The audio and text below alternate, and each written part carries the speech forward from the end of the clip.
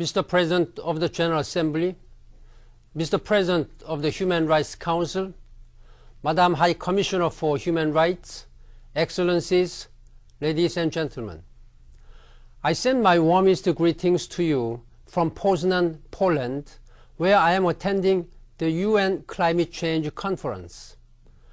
I thank you for gathering in New York on Human Rights Day to mark the 60th anniversary of a landmark document.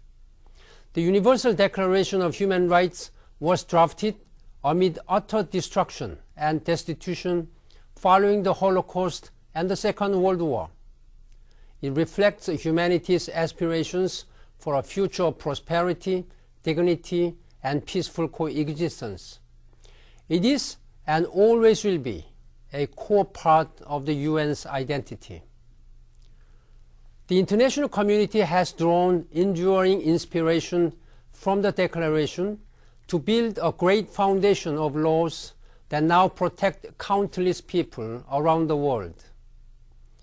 We have come a long way, but the reality is that we have not lived up to the Declaration's vision, at least not yet.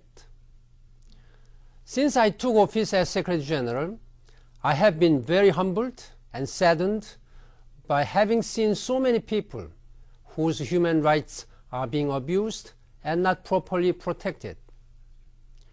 We see human trafficking, the exploitation of children, and a host of other ills plaguing millions of people. The global financial crisis and development emergency have enormous implications for the realization of human rights, including the right to development. The food and climate crisis are having the most detrimental impact on those least able to bear such burdens.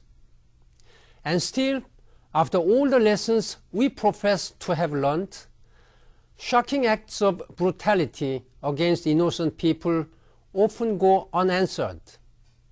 We cannot turn a blind eye to poverty, bigotry, and repression.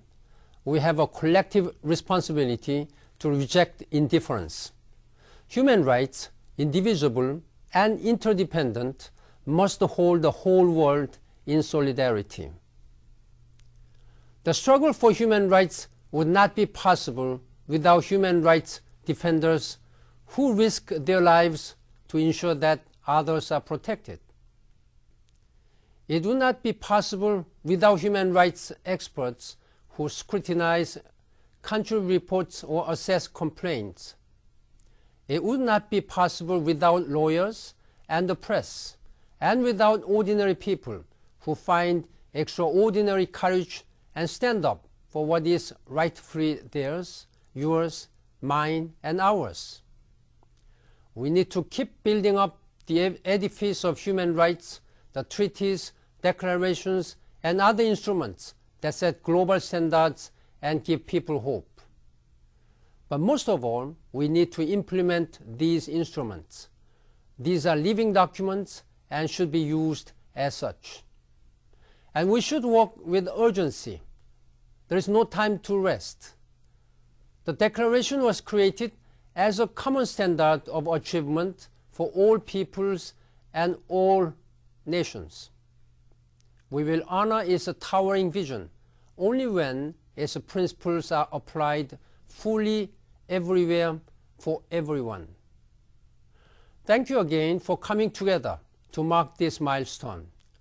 Let us go forth from this anniversary more determined than ever to uphold the principles and vision of this great achievement in human affairs.